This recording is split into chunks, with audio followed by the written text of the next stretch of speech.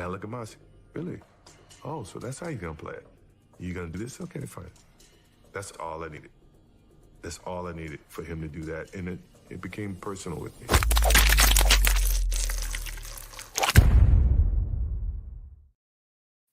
What's really good, my people? Welcome into No Catch Up Sports Talk via Chicago. I'm your host, Sean Little. Big Nick the Quick, Eli Caberon, Bears recap week 16. We're all back in the saddle. We haven't been here in a couple weeks. I had some things come up. Big Nick the Quick had some things come up, but we're all back in the saddle for week 16 recap. Since the last time we were together, fellas, last time all three of us were together, we were in the middle of a 6-game losing streak. The whole world was crashing down. Fire everybody. That's where I was at. That's kind of still where I'm at, but we'll get to that in a second. But now we're in a spot where we're at home next week against the arch rival Packers. If we get a win, we're in. There's another scenario very likely to happen where if the Rams beat the Cardinals at home in LA and they're coming off a loss at Seattle, we also get in. Big Nick the Quick, Eli Caberon. Let me start with you, Eli. How are you feeling? Like where are you?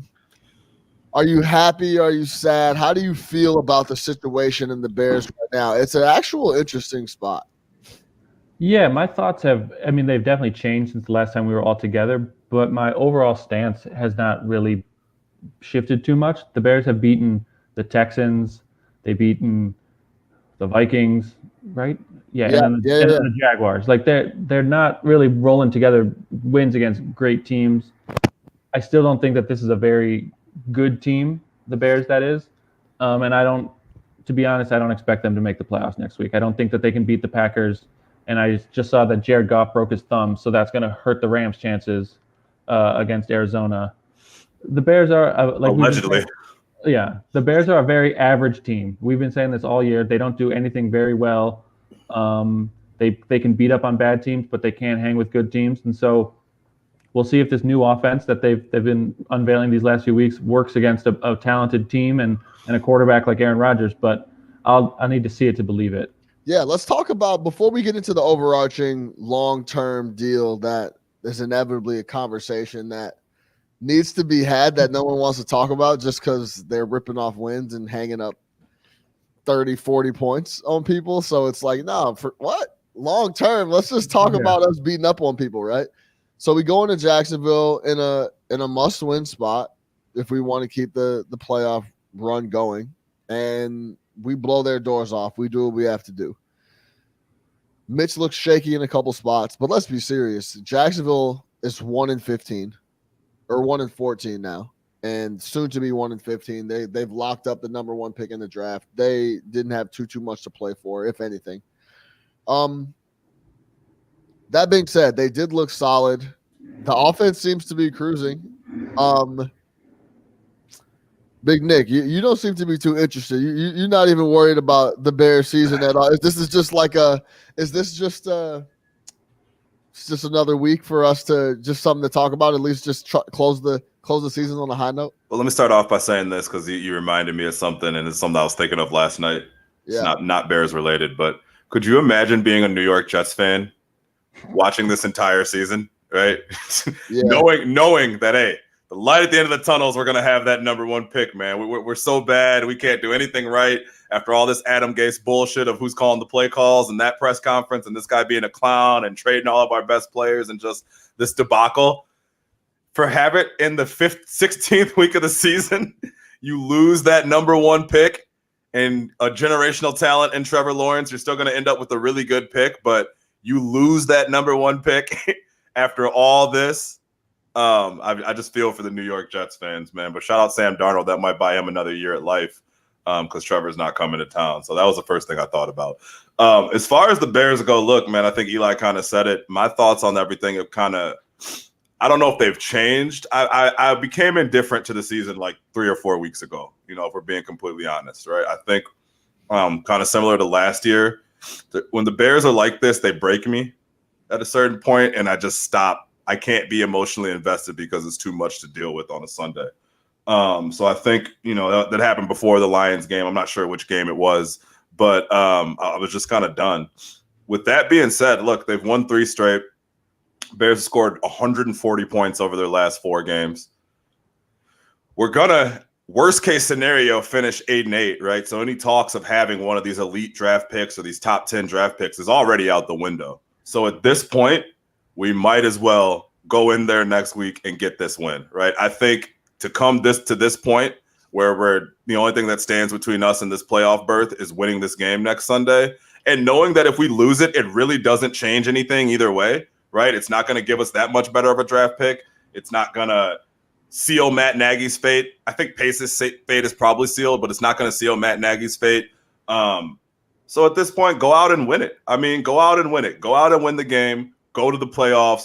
Give us something that we can pull from this season and feel okay about. Give us another week of football. And I know that's not what you want to hear, Sean, because I know you want to lose as many games as possible. But unfortunately, that ship has sailed, right? So it's either go 8-8 or 9-7.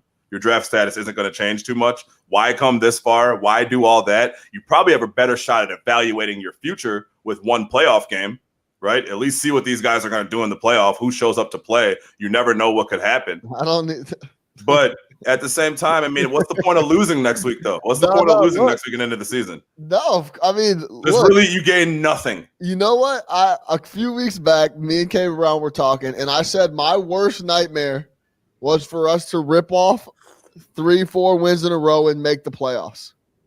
Now my worst nightmare is to rip off 3 wins, lose, and not make the playoffs because I don't think anything's going to change anyway.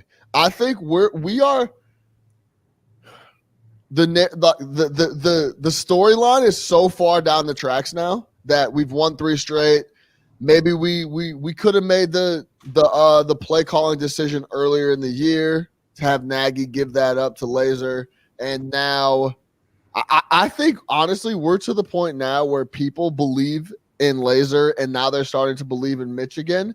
That no matter what happens next week, even if we lose a close game and play a tough close game and we lose to Green Bay, that's the worst nightmare because I think the narrative doesn't change at all and we still go into next year with the same guys at the helm. So yeah, of course, I want to make the playoffs now.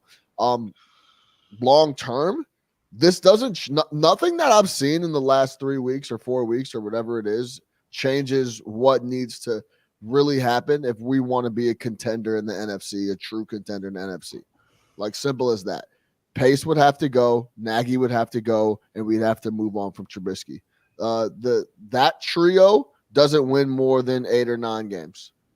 Without one of the best defenses in the league by quite some margin that's producing 90 turnovers in the year. That's where they win 10 games. That's where I'm at. But we know that already. So I mean, that's what I mean. In regards to next week, so what would we want to happen? I mean, like, what do you ideally, what do you want to see? Would you rather they just go 8-8 and miss out on the playoffs, or would you rather they win this game? Like I said, I think if we win, they don't fire Pace, Nagy, and we get rid of Trubisky. If they lose, we don't fire Pace, Nagy, and get rid of Trubisky. So it doesn't even matter. So you might as well win. So we might as well win. Yeah. Exactly. I mean, that's my point.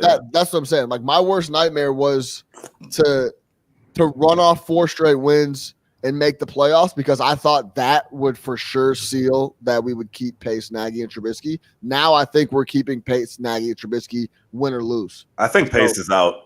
No chance. I think Pace is out. Absolutely no. How? Because I think that there is going to be a scapegoat for some of the issues that happened this season, and Matt Nagy is going to be able to point to his record.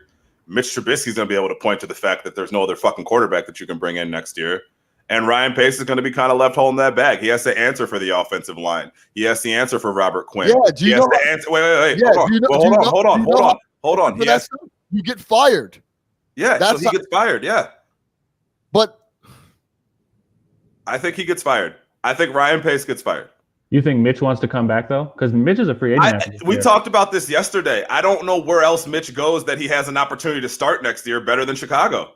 But I don't think Nagy and Mitch want to go another year with each other. I think they're both done They with might each not other. have a choice though, Right, because that's the problem. Nagy's looking at Nick Foles, which we already know what that looks like, Right. and Mitch is looking at 31 other teams who don't need a starting quarterback, who he cannot start for. He can start for the Chicago Bears next year. Sean and I talked about this yesterday. He can absolutely start for the Chicago Bears next year because they have no alternative. They're not going to go out and trade for another quarterback. You're not going to invest big money on another quarterback because you owe Foles $20 million next year, whether he's on the roster or not. So I think that Mitch Trubisky's best path to starting and keeping his NFL career alive as far as a starter and being able to put out film, I think he submitted his resume of being a backup. If he wants to go be a backup, absolutely he can do that. If he really needs to get out of Chicago and really needs to get away from Matt Nagy, he can do that. But the kid wants to play. He's 25 years old. Yeah. He wants to play. The best opportunity for him to play is going to be in Chicago. The flip side is Matt Nagy. The only quarterback that he's going to have to play next year is Mitchell Trubisky. I don't know where we think this other quarterback is coming from. And I don't know where Sean thinks that this robust market for Mitch Trubisky is going to be that he can leave or get starter money somewhere else or even an opportunity. I don't think we're signing him to some huge money multi-year deal because there's really no precedent for that. I don't think you outside of Blake Bortles. No, they're not giving him long-term money. No. I don't think. Hold on.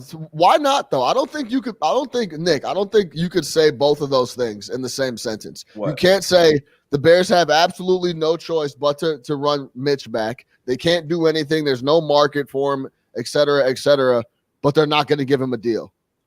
So Well, what kind of deal? I just want to know what kind of deal you see. I can truly see like a 3-year, $50 million deal, 100%. So I'm looking at this right now because I was thinking about this morning because we talked yesterday. So there's no precedent for what you're talking about. And there actually is one. It's fucking Blake Bortles. A few years ago, do you remember that year that Jacksonville went like 12? Blake Bortles have been horrible. Same story as Mitch. Super high draft pick, could never get it right. And he was in that last year of his deal. Jacksonville goes like 12-4. He's not great, but he's a game manager, doesn't throw any interceptions. They signed him to a 3-year, $54 million contract with $26 million guaranteed. He ends up sucking the next year, and they cut him a year after that. So this 3-year deal that you're talking about is going to be a 1-year deal. So even if it is a 3-year deal, you're talking 4 and 80, 20-year average where he's got some significant guarantees, and he's going to be here for 2-3 years. That's not happening. But I don't know where you see this contract. I see Mitch wanting to go the Ryan Tannehill route of being like, I'll go be someone's backup somewhere else, some shaky starter, and be waiting in the wings when they inevitably fail. Because I just don't think he wants to be in the spotlight of Chicago anymore, dealing with Matt Nagy's indifferent. Like, Matt Nagy can't make up his mind on what offense he wants to run, which quarterback he wants. Like, I just think Mitch wants to be done with that. I mean, the best thing he could do is take this team to the playoffs and then walk off and make the Bears chase him with money to bring him back. What quarterback has ever been looking at a starting gig and said, you know what, I'll go take the backup one? It's just never happened. Right. But he would need assurances from Nagy that he's the starter because you know that Nagy doesn't want to play him. Yeah, but who's his alternative? Nick Foles, Tyler Bray? Right. Yeah, that's the draft pick number 18 that we get this year. I mean, like that. That's what I'm saying. There's no alternative. You might be able to get one of these veterans. Okay, maybe Dalton's available. I'm sure Cam Newton is very available. I'm good. But what I'm saying is that's why Trubisky has leverage to get a decent looking deal, similar to the Bortles. I could even see him getting a deal like Teddy Bridgewater. That's crazy.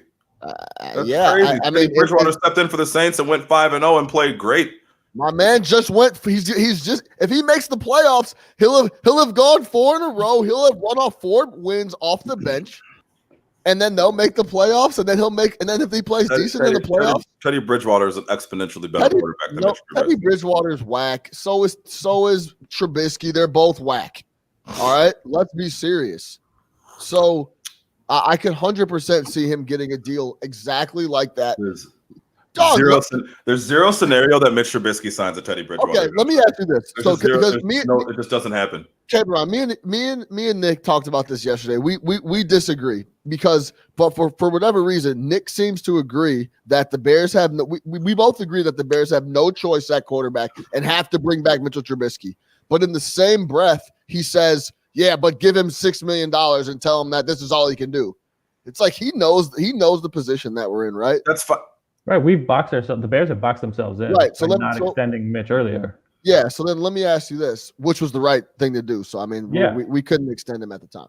So if you're in Mitchell Trubisky's spot, like you're saying, you feel like he's just done with Nagy and doesn't want to doesn't want to play for Nagy anymore. But if he had his choice, he would not be in the spotlight of Chicago playing for a coach that actively doesn't want him in the lineup. I mean, maybe Nagy's thoughts have changed since they've gone on this role, but every opportunity he's had, he's looked to bench Mitchell Trubisky. That wasn't the quarterback that he wanted. And Nagy has made it clear that he doesn't trust Mitch to evolve as a quarterback. And now we're seeing that he's playing better, but do you think Mitch wants to come back and do this again? Like, if he has any alternatives, I think he'd pursue them. But I'm saying he doesn't have any alternatives. Right. Sean, I see what you're saying as far as like, oh, yeah, well, if we need him, but that doesn't necessarily mean we need him to the tune of 5 years, $100 million or whatever you're talking about. They have to operate within some boundaries, right? So you say, hey, this is what we're looking at. This is how far we're willing to go with Mitch. But the fact of the matter is we're willing to go somewhere with Mitch, right? 6 weeks ago, we might not have been going anywhere with Mitch at the end of the season. So I think that they probably are in a position where they're saying, yeah, this guy, he's probably our best opportunity to win right now because we cannot get anybody else. But that doesn't necessarily mean we got to give him the farm. I don't see where he's going out and getting a deal that he can hold up against the Bears and say, hey, look, this is what I got, or this is what's available for me in free agency. We saw Dalton get a minimum contract. We saw Cam get a minimum contract. We saw Jameis get a minimum contract. These guys aren't out here getting multi-year deals. They're not there. Those are all better quarterbacks than Mitchell Trubisky. Well, those are all different situations, I think. Are they? Those guys were waiting for jobs. Cam got signed freaking 3 weeks ago. Yeah, Cam. He was sitting around forever. Cam was coming off an injury. Okay. Jameis threw 30 picks, but then he went to New Orleans because he also threw 5,000 yards and 30 touchdowns. He threw 30 picks. 30 touchdowns. He threw 30 picks though. No one's ever done that. so he threw 30 picks. So no one was clamoring per se. But I will say this: after watching a Bruce Arians offense, I could understand how Jameis Winston throws 30 picks. Yeah, no doubt. So that guy's a clown. What type of deal do you think Caberon would be a fair, I guess, trade-off or whatever you want to call it? I mean, 2 years, $12 million, so $6 a year with some incentives. But why the fuck would I sign that if I'm Mitchell Trubisky? I laugh in their face. They offer me 2 and 12. Why would I ever your alternatives even look at that? Are backing up Russell Wilson or backing up but aren't you getting the same money to back? Like, no. How okay? Chase Daniel got like $3.5 million to be a backup, and that was like a big deal. Didn't Chase Daniel just sign a crazy deal? It was like $3.5 million, I think. Chase Daniels made the most money without ever like having a real job in the NFL. $33 million. Yeah. I just don't know what the league's thoughts of Mitch are because here in Chicago we have a skewed perspective of thinking of him as the guy that should have been Watson or Mahomes. And he's always going to suffer from those comparisons. And he's labeled as a bust when I think that's probably unfair to Mitch because he's considered the Sam Bowie of this equation when really he's been a solid quarterback that just hasn't gotten the chance really to develop and be better. I think it's an organizational failure why Mitch hasn't improved. And a lot of that's on Mitch, but a lot of that's also on the coaching staff, the receivers, the scheme that he was in, and these comparisons to the quarterbacks that were drafted behind him. If he goes somewhere else with a clean slate, maybe he is the guy that we've seen the last few weeks that has some confidence, that makes some plays with his feet. I just don't know what the market is outside of Chicago or what the opinion of him outside of Chicago is. Yeah, that's a good point. I don't really either. Besides people just clowning, saying like, right. Well, this is what Schefter just said. In the eyes of some NFL executive, Mitchell Trubisky has played some of the best football of his career and has made a case as to why Chicago will need to reconsider re-signing him. But we still haven't. But played anybody. Is that coming from Mitchell Trubisky's agent? We have no clue. Like, yeah, that's true too. Here's what I'll say, man. Regardless of who they played against, regardless of the situation, the kid has played well. Yeah. There was clearly a lot of things in the season early on in the last few years that have been his fault. But I think that we all can sit here and agree that Matt Nagy has done him zero favors. And there has been a huge difference between the play calls that they've been giving him the last year and a half and the play calls they've been giving him the last 4 weeks, right? The play calls they've been giving him the last year and a half and the play calls they were giving him 2 years ago. Right, where you took the things that he did well and emphasized them and took the things that he didn't do well, reading a defense, and minimized them, right? And so I think that in this second iteration of him starting this year under Laser, right, dude, he's looked good. I mean, I can't sit up here and bash him. For as much shit as we gave him, as much shit as we piled on this kid for like 2 years, you have to give credit. All he's done is responded, right? All he can do is beat the teams that are in front of him, and he's done that. So I think he has earned the right. I was talking about 6 weeks ago. I don't think he can be a backup in the NFL because he's too dumb, right? So all he's done is earn the opportunity to extend his NFL career, win the ball games, and overcome adversity. I mean, we got to talk about that, right? This dude was benched for Nick Foles. His coach was hanging him out to dry. And he's overcome adversity and played well and has a chance to make it to the playoffs. So let's see what happens. I'm not with Sean that he's going to get a big money deal, but I could see, like you said, K-Bron, a 2-year deal, probably a little bit more than $12 million, but make it one of those ones that you can get out of it after 1 year. Hey, man, we're going to give you some cash when you sign this deal, but years 2 and 3, they're real thin. You got to prove it, and we talk another extension after that. Guys have done it, but I don't see. I think what you're missing is the whole prove it thing has been the last 3 or 4 weeks. Yeah. It's not going to be a proof. If I'm Mitchell Trubisky and I walk into that room with my agent, I lay out what just happened the last 4 weeks. And my leverage is you shouldn't have fucking benched me in the first place. Matt Nagy was calling some bullshit. Now you see it, because as soon as I get an opportunity to play with Laser, I'm filling it up, especially if they go and make some noise next week at home against Green Bay. Like he's gonna walk into the discussion like, bro, I need $60 million. Can I like if y'all want me to play quarterback here? Like y'all ran me through the ringer. Y'all been talking shit about me for years. Y'all benched me after we hadn't lost a game yet. In the middle of the game. Then Nick Foles comes in and stinks it up. Matt Nagy obviously was the problem. This is what I'm saying. If I'm Trubisky's I also agent. think that you believe this too, because you're saying it like you believe do you think Mitch would be playing well now if he had just been the start of the whole way? Because I think benching helped him. Yeah, 100%. The Nagy thing was massive. Yeah.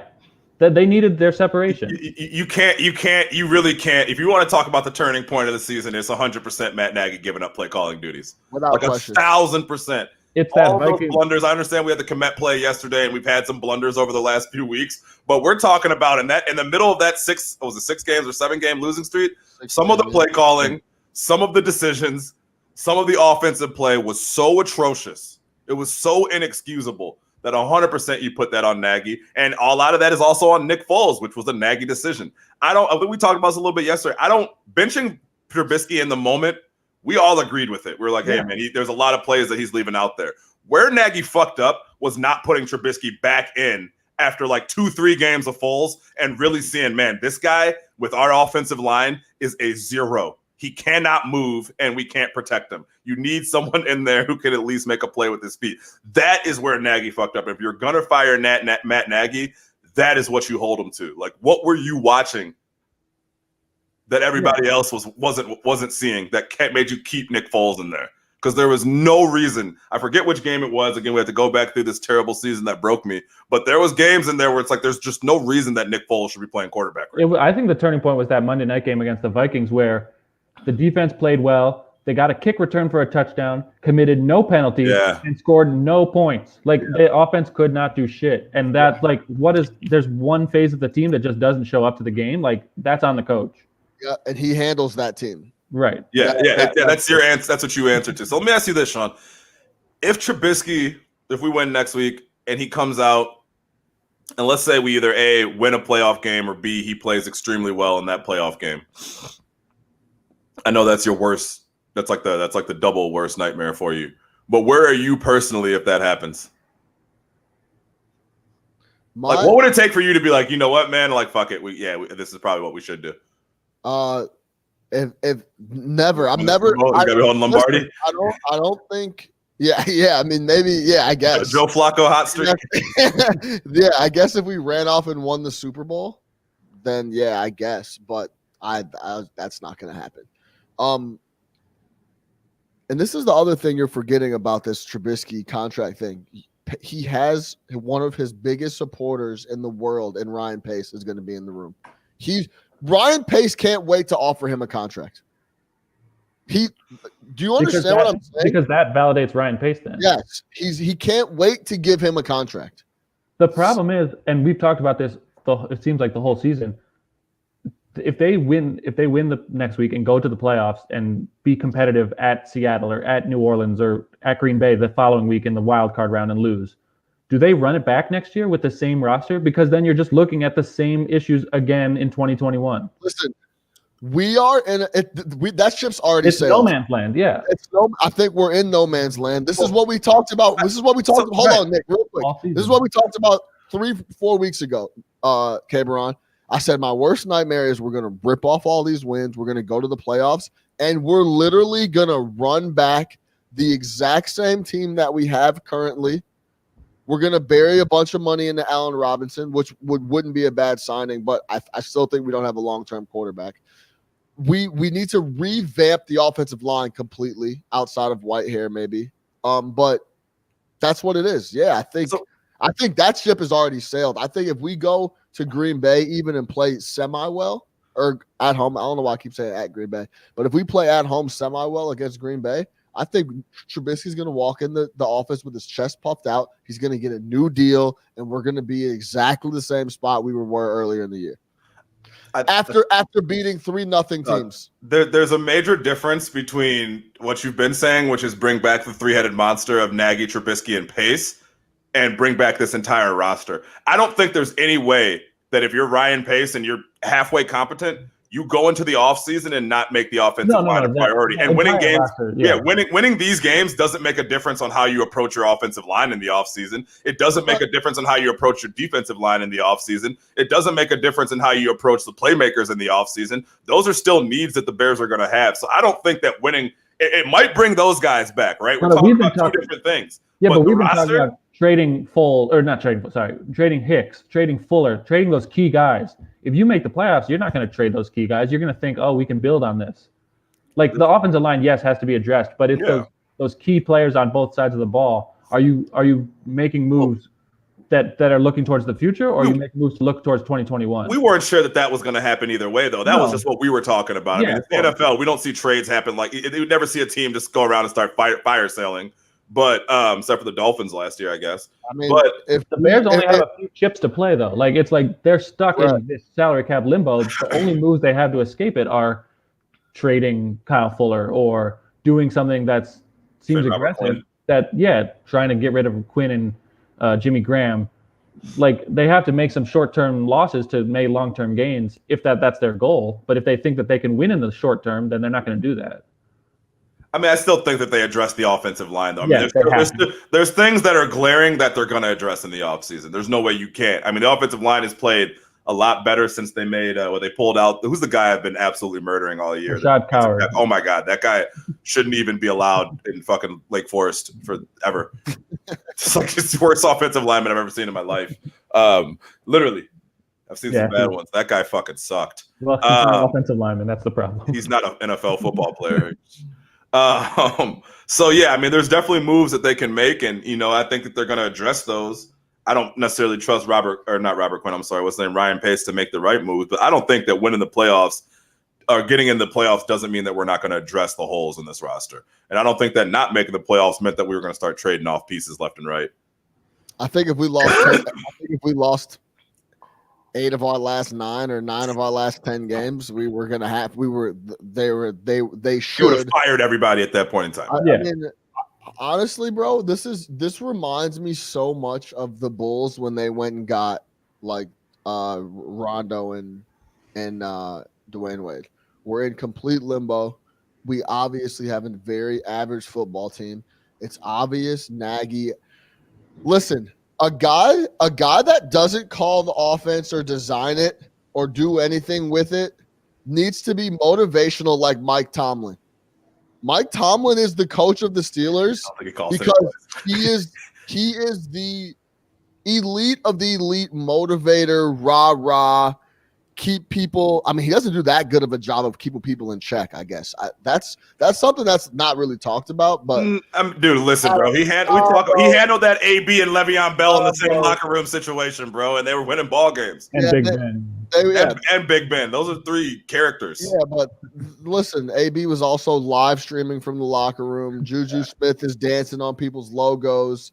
So as much as I think he's a great I will coach, not stand for this. he doesn't have his discipline, I guess, or whatever, is not as locked as. Yeah. I think he lets people run wild a little bit. Hey, let's run wild and never having a losing season as a head coach. Yeah. I mean, the Bears play hard for Nagy, and the Nagy's going to have 3 straight years of not having a losing season either. Yo, Mike Tomlin won 8 games with Duck Hodges. I don't want to hear it. I'm not comparing the two. I don't want to hear it. I don't want to hear it ever again, please. Yeah. I'm just Duck saying, Hodges even still playing Nagy in the Arena League. Yeah, Nagy gets the guys to play hard. Like they could have easily quit this year and they didn't. So you give him credit when he earns it, but they didn't. Well, hold on. I think Nagy has his supporters, but I think Nagy 100% has his detractors in that locker room. Oh, If you've been 100%. following Kyle Long all year on Twitter, Long has just been burying this guy. yes, Hold Very on, because that stretch in the middle of the year, I thought they 100% quit and could give a fuck, could care less about what was going on. So I think it's a little bit of both. I just don't I don't know, man. The long term outlook with just bringing Pace back and letting Nagy be the coach and then signing Trubisky to a multi-year deal doesn't do anything for me. No. And I think long term, it's just more mediocrity. I think this is where Bears. So there's like 2 divisions of Bears fans, right? One is like, be happy, man. We're winning games. We're about to make the playoffs. And then there's the other side that are trying to actually compete for the NFC title. And the other side that loves what's going on right now can't really see that and what's going to happen in the future. Not that I can see what's going to happen in the future, but I've seen enough of Pace, Nagy, and Trubisky to know that they're never going to scare anybody, especially when you're in the same division as Aaron Rodgers.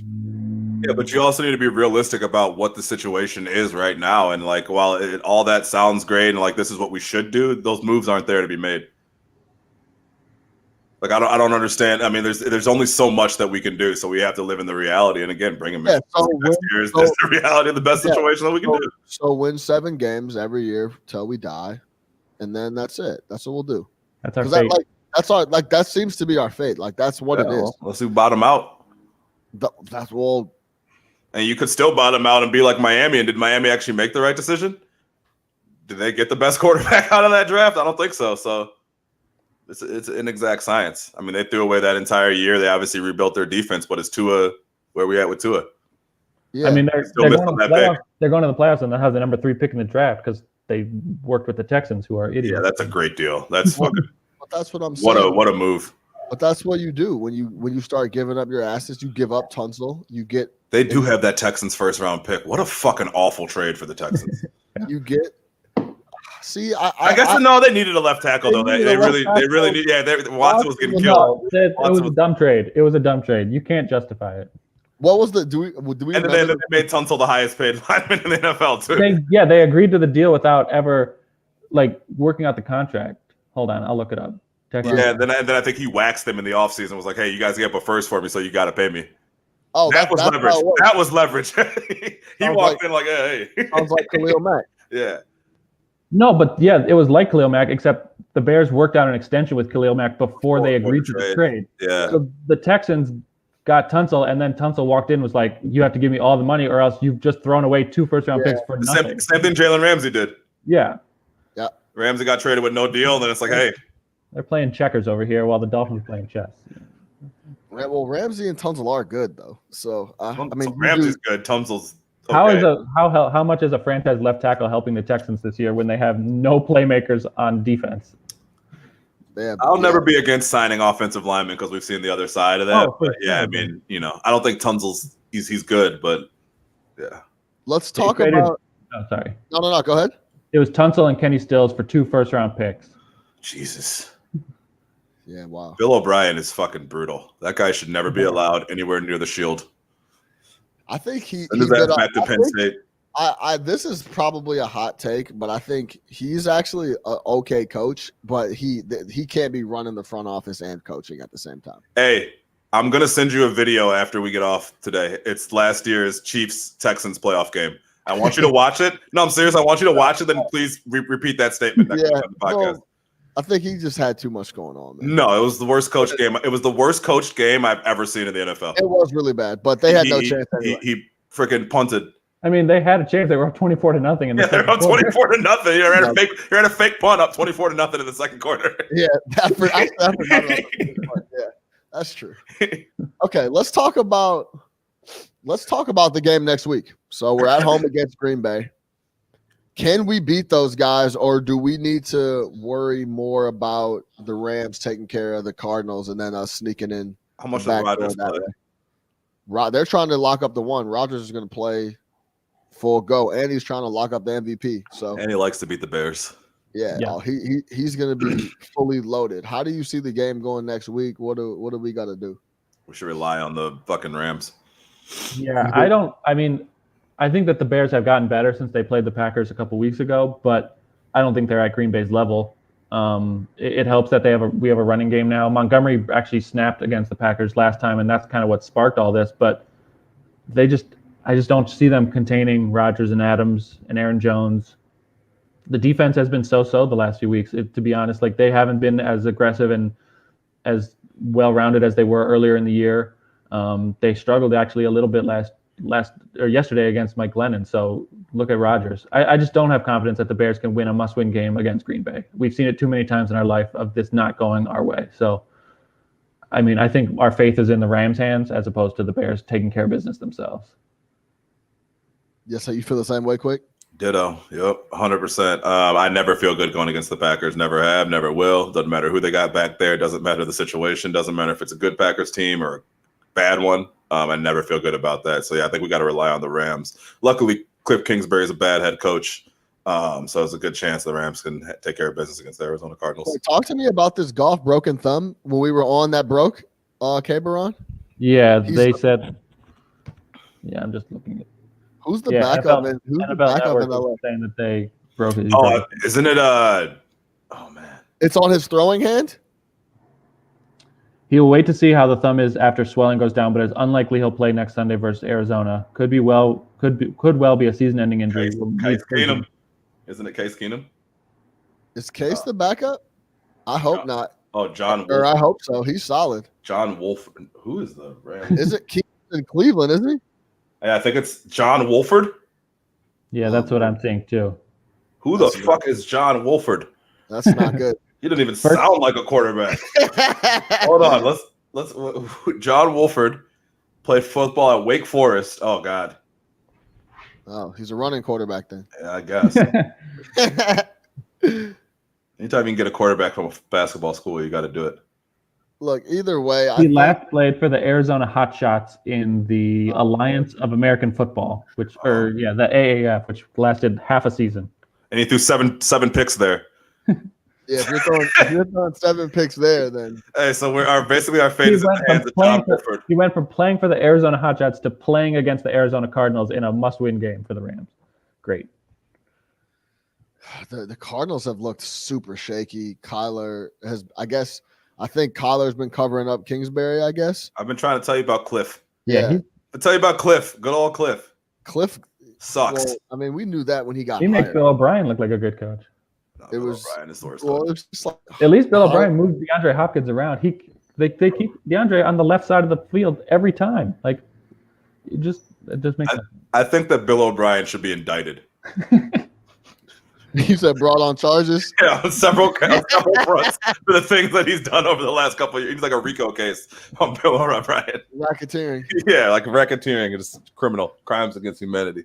Yeah, I agree with Green Bay, right? I think the last time we beat Green Bay in a meaningful game, I was at the game. It was to win the division. What was that? 2 years ago when we went 11-5, so or 12-4. So I don't know, man. It's the best team in the NFC. I'll say this: I don't think that we have to rely. If we have to rely on one unit for one game, I'm going to pick the defense. For sure. And I think that's who's going to need to show up and slow those boys down.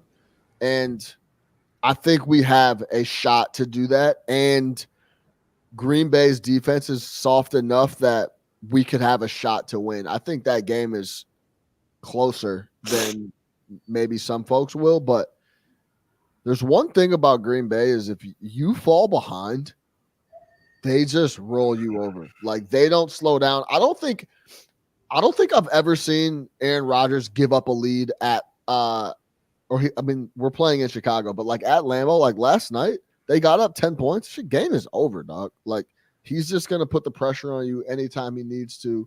Them trying to lock up the one and him trying to lock up an MVP is not the best combination. But like you said, I think if we can, I where we're at now, I'd much rather sneak in the playoffs than not. But I still think the overarching issue is that we're in a really bad spot. We're going to bring back a lot of the same players and a lot of the front office and coaches, and we have an issue. So I mean, I should mention, like we've talked about this all year. The McCaskey family values these games against Green Bay more than anything else. Their whole livelihood is based on the Bears-Packers rivalry. So if the Bears go out and get embarrassed in a game that they have to win to make the playoffs against the Packers, that's where you might see heads roll and changes made in the front office or on the coaching staff because they don't accept that. And that's where Mark Trestman's fate was sealed. That's where Lovie Smith's fate was sealed against the Packers. And so we'll see what happens on Sunday. But a bad game for the Bears could mean changes for the team overall. Interesting. That's interesting because that's interesting. I'm glad you brought that up because in my eyes, if you're like, if, for example, say you're Virginia McCaskey and you open up Twitter and just to get like I want you to re-say that statement. Pretend you're Virginia McCaskey and you open up Twitter. Virginia McCaskey opens up Twitter and she's scrolling through just to kind of get the heartbeat she follows. I don't know, man. She's trying to get a heartbeat. Is that what you said? The Pope.